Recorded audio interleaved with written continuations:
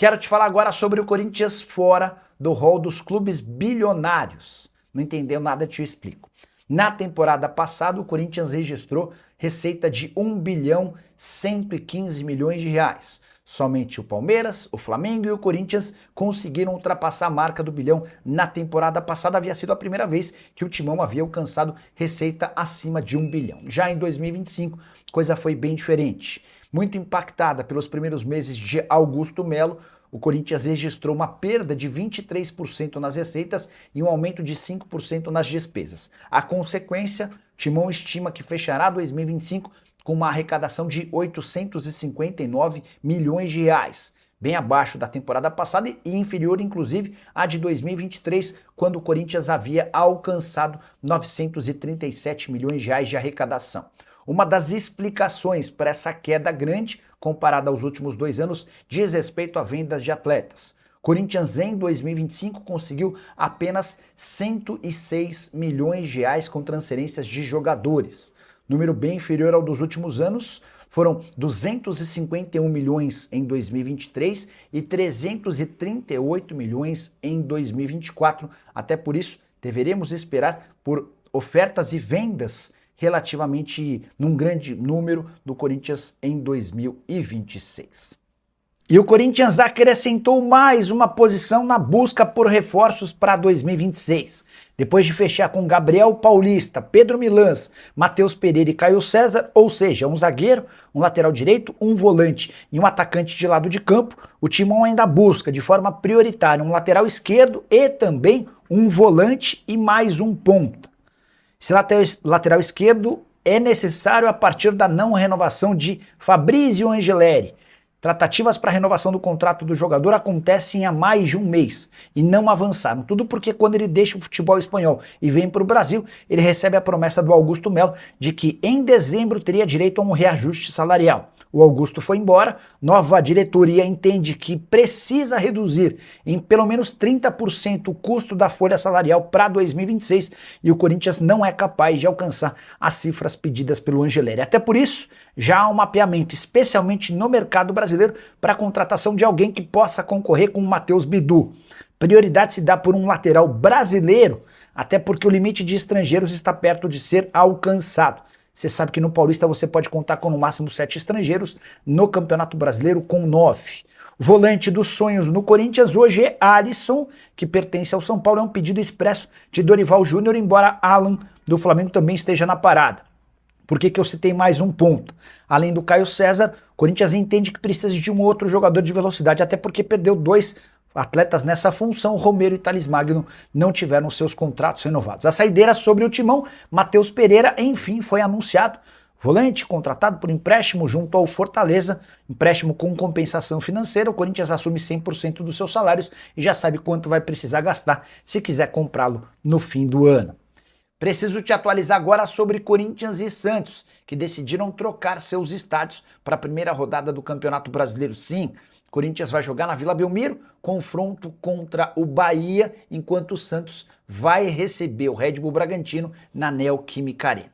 Nicola, por que isso? Bora explicar. Vocês sabem que Flamengo e Corinthians se enfrentam na Supercopa do Brasil, a decisão entre o campeão brasileiro e o campeão da Copa do Brasil, referentes ao ano passado. Esse jogo está marcado para 1º de fevereiro. Só que, por conta da confecção da tabela do Campeonato Brasileiro, o Corinthians teria um dia a menos de descanso na comparação com o Flamengo. O Fla estreia no Campeonato Brasileiro no dia 28 e o Corinthians estrearia só no dia 29. Pessoal do Corinthians não gostou e pediu uma troca, queria antecipação do jogo para o dia 28. Só que já tem um jogo do São Paulo no dia 28 no Morumbi e não se permite que 2 times da capital joguem no mesmo dia em São Paulo. A solução, Corinthians e Santos trocaram de estádio. Dessa maneira, o Corinthians consegue jogar no dia 28 contra o Bahia na Vila Belmiro e o Santos fica para jogar no dia 29 na capital paulista, no estádio corintiano.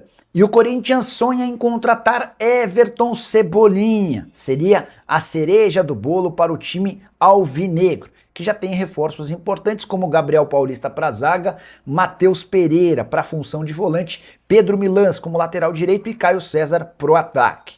Cebolinha é visto no Parque São Jorge como alguém que mudaria a prateleira alvinegra. O problema é a negociação com o Flamengo. Rubro-negro tem contrato com o Cebolinha somente até 31 de dezembro. E a primeira ideia do Corinthians de pegá-lo por empréstimo está praticamente descartada.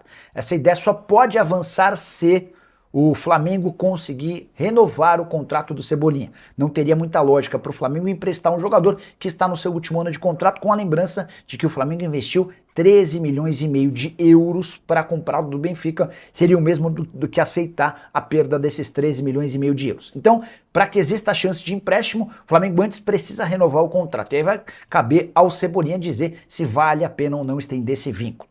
Outra alternativa para o Corinthians seria comprar os direitos econômicos do Cebolinha, o que não parece muito real diante das circunstâncias financeiras e da necessidade de economizar. O Corinthians precisaria gastar algo na casa dos 8 milhões de euros, pelo menos essa é a pedida do Flamengo para negociar o Everton Cebolinha nesse momento. Só para completar, vale a lembrança de que o Cebolinha ganha 1,5 milhão de reais por mês no Flamengo. Esse dinheiro tem disponível, não dá para dizer que disponível, mas o Corinthians conseguiria alcançar tais cifras, mas primeiro precisa se acertar com o dono dos seus direitos econômicos. Você gostaria de Everton Cebolinha no Timão?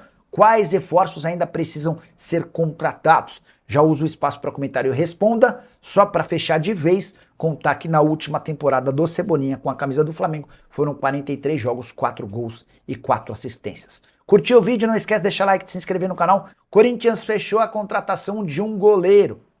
João Ricardo será atleta do clube e deve estar em campo a partir do mês de abril. João Ricardo, que pertence ao Fortaleza, passou por cirurgia no ombro em outubro e vai estar à disposição a partir do fim do mês de março, início do mês de abril. Ele chega por empréstimo com opção de compra. O Corinthians assume 100% dos salários do jogador. O João Ricardo é um cara da confiança do Marcelo Paz e que também foi aprovado por Dorival Júnior. O fato de custar alto pro Fortaleza, que vai ter de baixar sua folha por jogar a Série B, acabou sendo um trunfo nas negociações. Corinthians que já havia contratado o Gabriel Paulista para a zaga, o Pedro Milans para a lateral direita, o Matheus Pereira para a função de volante e o Caio César como atacante. Mais reforços devem chegar. Corinthians busca um lateral esquerdo, busca mais um volante e busca outro atacante de lado de campo. Contar que o Matheus Pereira, que foi anunciado nas últimas horas, vai custar 2 milhões de dólares caso o Corinthians queira comprá-lo do Fortaleza em dezembro. Ele já fica à disposição do técnico Dorival Júnior para o clássico desse final de semana contra o São Paulo. Vitinho, revelado no São Paulo e vendido para o futebol mexicano, foi oferecido. O Corinthians ainda não tomou uma decisão sobre o que fazer em relação a essa possível negociação. Hora de falar sobre o Corinthians com uma boa e uma má notícia. Vou começar com a boa. Caio César é novo reforço do Corinthians, velho namoro do Timão. Em julho a negociação não avançou por conta do transfer ban, agora tudo resolvido. Caio César, atacante de 21 anos de idade, que pertence ao Al Hilal, foi formado na base do Curitiba, chega até dezembro. O Corinthians não paga nada pelo empréstimo e assume 100% dos seus salários. Atleta que ganhava na casa dos 800 mil por mês na Arábia Saudita. Jogador de velocidade, muito bom no 1 contra 1. Não vinha sendo titular no Al Hilal, até porque a concorrência é extremamente pesada. Ele, por exemplo, era a reserva do Malcom, ex-atleta do Corinthians. Na Arábia Saudita, na atual temporada, 14 jogos, 1 gol e 3 assistências. Para mim, o Caio César é muito melhor do que Romero e Thales Magno, atacantes que deixaram o clube na virada do ano. Importante registrar que esse jogador, depois de sair do Curitiba, ainda passou pelo Vitória de Guimarães, onde fez sucesso e acabou comprado por 9 milhões de euros. Al Hilal e Corinthians fecharam um acordo com opção de compra, então o Corinthians já sabe quanto vai precisar bancar caso queira ficar com o atleta em definitivo. Esse valor não foi divulgado. Para completar a má notícia, muito corintiano imaginou que no mesmo dia poderia festejar as saídas de Félix Torres e Kaká. Félix Torres tem negociação avançada para jogar por empréstimo no Internacional. Falta um acordo do Corinthians com os representantes do atleta. Os representantes querem receber um dinheiro que o Corinthians deve antes de assinar com o Inter. Nada que possa impedir a negociação. A respeito do Kaká, aí a situação é diferente. O Kaká foi consultado pelo Atlético Paranaense, mas o Furacão gostaria de ter o Kaká por empréstimo. E o Corinthians só topa negociar o zagueiro em definitivo, cifras não reveladas. Então, Félix Torres está de saída, o Kaká deve permanecer. Já usa espaço para comentário e diz o que você pensa sobre Kaká e Félix Torres. Só não esquece de deixar like, de se inscrever no canal, a gente se encontra assim que surgir notícia. Tchau. Fala pessoal, estamos aí com atualizações importantes do Corinthians. Se inscreva e ative o sininho para receber mais atualizações do Timão. Deixe seu like, que é muito importante para o crescimento do canal. Utilize o espaço aqui embaixo para registrar sua opinião. Ficamos por aqui com mais esse giro de notícias. Um abraço e até o próximo vídeo.